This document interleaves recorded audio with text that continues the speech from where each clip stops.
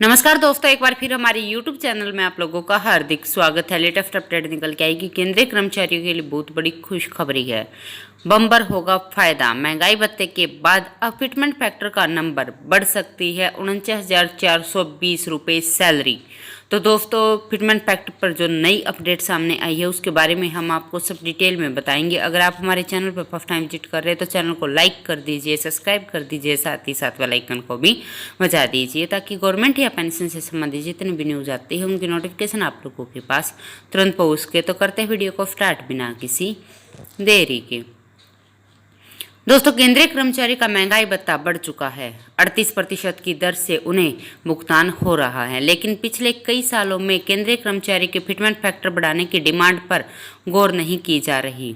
अब केंद्र सरकार इस तरफ ध्यान दे रही है। 7th पे कमीशन की सिफारिश के आधार पर केंद्रीय कर्मचारियों की न्यूनतम सैलरी को बढ़ाने पर विचार चल रहा है। दरअसल केंद्र सरकार अपने कर्मचारियों को नाराज नहीं करना चाहती, इसलिए उन्हें खुश करने के लिए विकल्पों पर विचार कर रही है। वित्त मंत्रालय के सूत्रों की माने तो फिटमेंट फैक्टर को बढ़ाया जा सकता है। फिलहाल फिटमेंट फैक्टर के आधार पर केंद्रीय कर्मचारी की न्यूनतम सैलरी 18,000 रुपये है। फिटमेंट फैक्टर 2.57 गुना निर्धारित किया गया है। केंद्रीय कर्मचारी की डिमांड थी कि इसे 3.68 गुना कर दिया जाए। अगर ऐसा होता है तो मिनिमम सैलरी 26,000 रुपये हो जाएगी। लेकिन अब नई चर्चा ये है कि इसे बढ़ाकर 3 गुना करने पर भी सहमति बन सकती है। दोस्तों, एक उदाहरण के तौर पे अगर हम आपको समझाते हैं कि फिटमेंट फैक्टर को अगर 3 गुना बढ़ा दिया जाता है तो कर्मचारी की सैलरी में बम्पर इजाफा हो सकता है। मान लीजिए कि किसी केंद्रीय कर्मचारी की बेसिक सैलरी 18,000 रुपये है तो भत्तों को छोड़कर उसकी सैलरी होगी 18,000 गुना में 2.57 46,260 रुपये बनती हैं।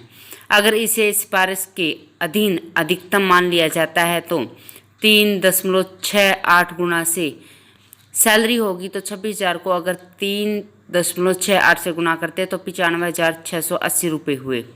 कर्मचारियों को इसमें बम्पर फायदा मिलेगा। वही 3 गुना फिटमेंट फैक्टर होने पर सैलरी 21,000 गुना में 3 करते तो 63,000 रुपये होगी।